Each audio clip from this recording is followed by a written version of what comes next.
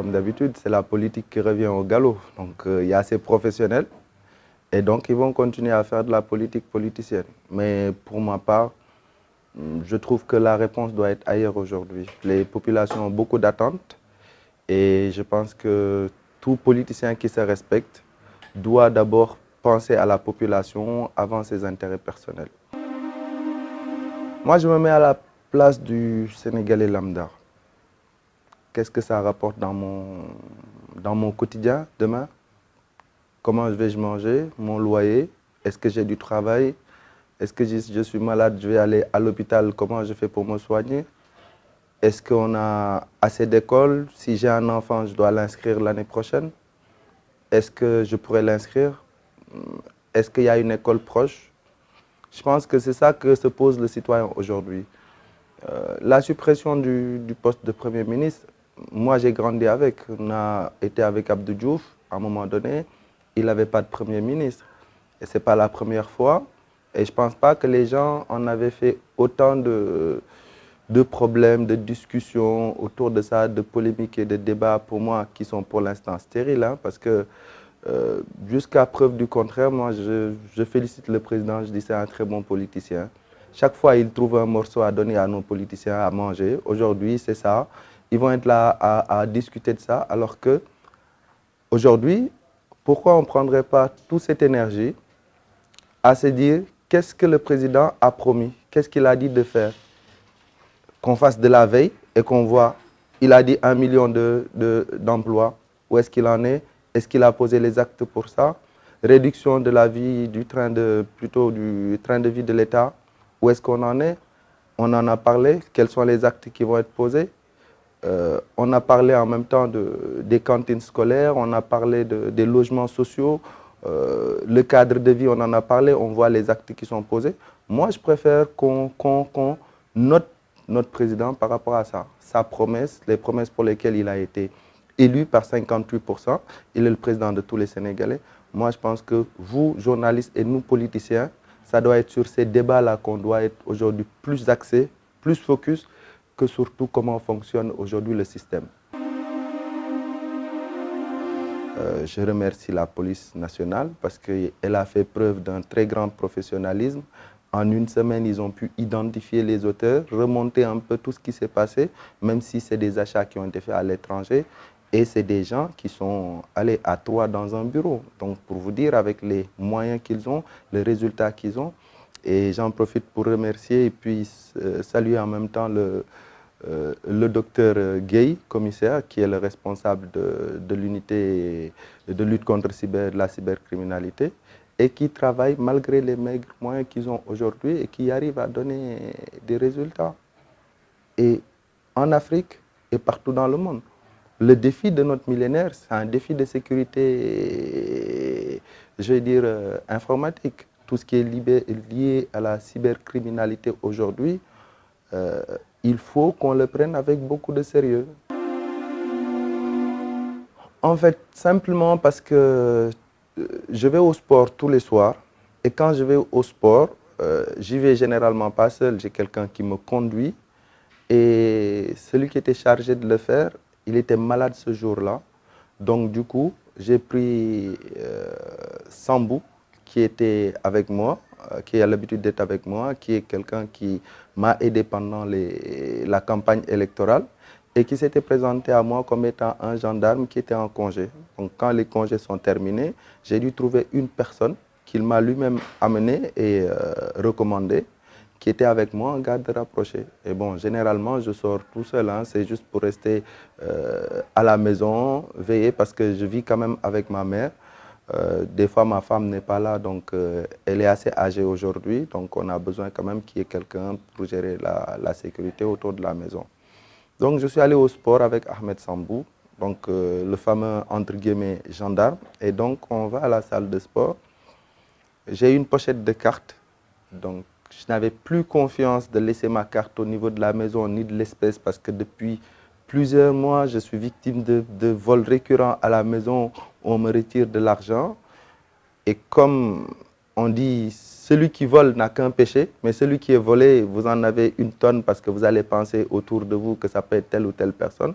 Je me suis dit, pour éviter d'accuser quelqu'un gratuitement, je n'ai qu'à prendre mes précautions. Donc, j'ai arrêté de laisser de l'espèce. Et donc, j'étais juste avec mes cartes de crédit. Donc, je faisais des retraits quand j'en avais besoin. Sinon, je gardais par devers moi la carte.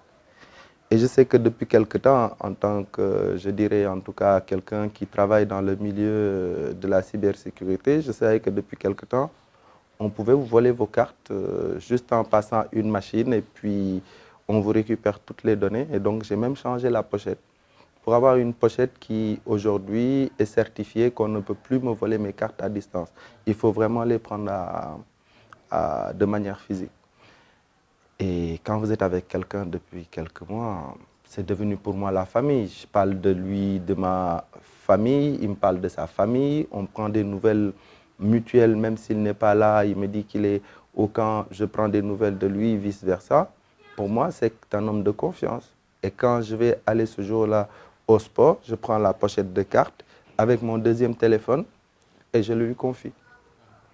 Et je vais rentrer, je fais mon sport. Je fais mon sport, je ressors, normalement, la voiture est là, rien n'a changé, c'est pareil. Même endroit où je l'ai garé, je rentre dans le véhicule avec lui.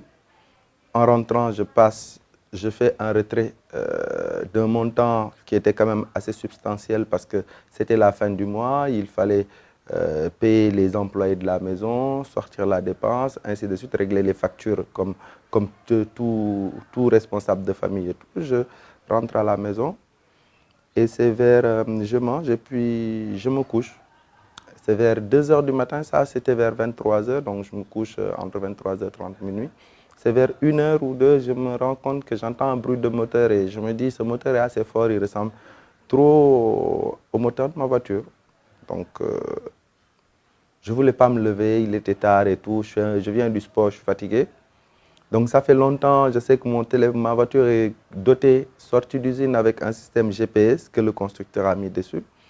Je dis, bon, attends, je vais voir, peut-être ce n'est pas ma voiture. Donc je vérifie, je trouve que ma voiture a fait un déplacement de chez moi vers Yoff, vers 1 h ou 2, en tout cas 1 h et 3 h du matin. J'arrive, je me dis, il y a un problème. Donc je descends, je vais voir en bas, je trouve que la voiture n'était pas sur place. Et quand je pose la question, on me dit que bon, le gendarme était allé pour essayer de laver le véhicule parce qu'il y avait quand même un peu de saleté dessus et tout. Je dis c'est faux, la voiture allait jusqu'à Yoff. Il me dit que non. Je dis ok, il n'y a pas de problème. Comme j'étais fatigué, le lendemain j'avais un rendez-vous très tôt, je suis allé me recoucher. Je dis bon, c'est des choses qui arrivent. Peut-être il a voulu frimer avec la voiture, il est sorti.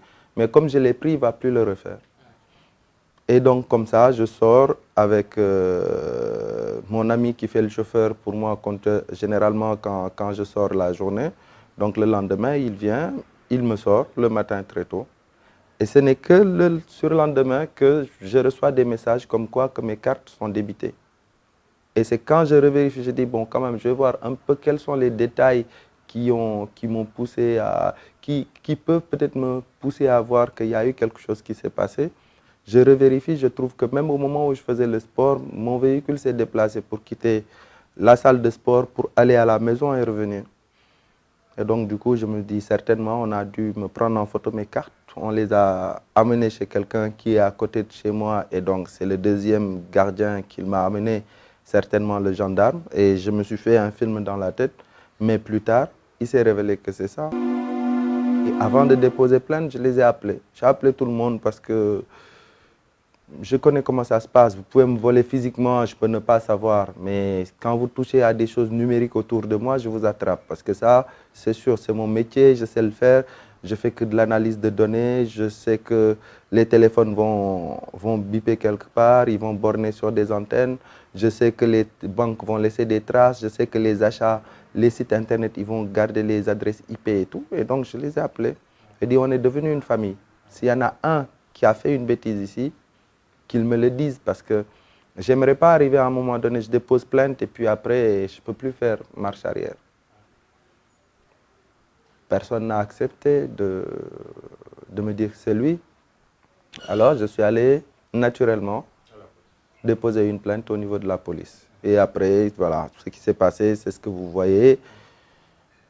Par la suite, ça s'est confirmé qu'effectivement, c'est M. Sambou qui a pris en photo mes cartes, mais qui ne voulait pas l'envoyer par WhatsApp pour ne pas laisser de traces. Donc, ils ont voulu envoyer ça par Bluetooth entre eux. Donc, il était obligé de déplacer le véhicule, après se déplacer pour aller voir l'autre. Et c'est comme ça, petit à petit, qu'on a vu que c'est des habitués, pas eux, mais les gens à qui ils ont remis les cartes. C'est là-bas, moi, ça devient flou pour moi parce que, hormis un certain Dame Thiam dont on a parlé, après toutes les autres personnes qui sont liées à cette activité, je ne les connais ni de près ni de loin. Même d'ailleurs, le Dame Thiam, c'était ma première fois d'entendre son nom. Mais ils ont fait des achats dans plusieurs sites internet, ils ont livré les produits.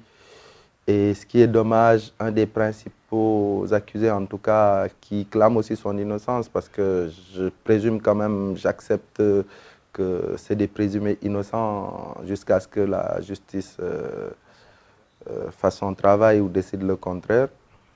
Il y a une personne qui m'est très proche parce que sa maman, c'est une promotionnaire. Et je la prends comme ça, je tombe des nues et je dis, voilà, on est tous liés, quoi qu'il en soit, au Sénégal, parce qu'on est tous sénégalais, on a tous la même histoire, on a tous des liens de parenté. C'est pour ça qu'il faut qu'on fasse vraiment beaucoup d'efforts sur l'éducation des enfants et leur donner l'exemple qu'on ne peut pas réussir comme ça. Et c'est ce que j'ai remarqué depuis que je suis rentré. On aime beaucoup trop la facilité, c'est beaucoup trop, beaucoup trop. Les gens pensent qu'on va réussir du jour au lendemain. Moi, je suis passé par plusieurs galères dans ma vie. Et je disais ça aux jeunes que je me suis couché par terre, j'ai perdu tout ce que j'avais. Je suis resté 2, 3 jours sans manger. Tout ça, je l'ai vécu. Aujourd'hui, ne me vois pas, j'ai une belle voiture, je suis dans une belle maison.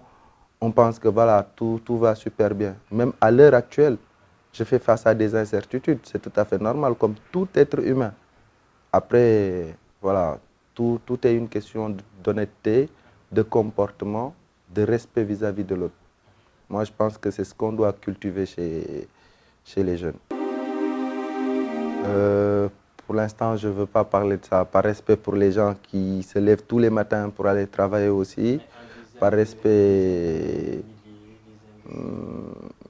même si c'est 1 franc, c'est 1 franc de plus. Mon dossier doit être traité comme celui qui a perdu 5 francs ou celui qui a perdu 5 millions, voire plus. Ça doit tous être traité de la même manière. Mais en tout cas, ce qu'on m'a appris ne m'empêche pas de vivre, ne m'empêche pas de continuer mes activités. Non, c'est loin de là. Donc, mais moi, je fais focus beaucoup plus sur l'acte, ce qui s'est passé.